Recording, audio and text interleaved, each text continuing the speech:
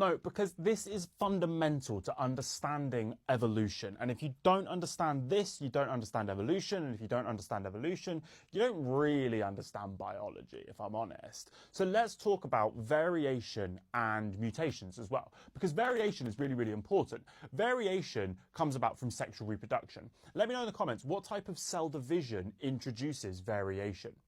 There's two main types of variation. We've got our genetic variation. Now, this is stuff that is caused by our genes. So things like our eye color. The differences in our eye color is purely controlled by our genes. We also have environmental variation.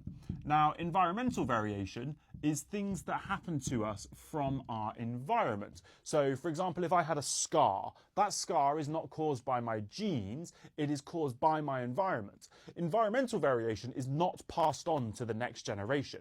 If I have a child, that child won't have the same scar as me.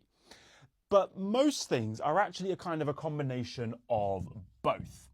Things like height, weight, skin color, hair color, all sorts of things are a combination of both our genetic factors, but also our environmental factors. Both my parents are relatively tall, and that means that I'm relatively tall. But if I didn't receive proper nutrition when I was younger and a child, then I probably wouldn't be as tall as I am now. It is dependent on my genes, but also on the environment. So variation is established from sexual reproduction. I have received chromosomes from both my mother and my father, and I am a combination of both of those. But mutation can also produce new genes. Now, a mutation is a change in the sequence of DNA.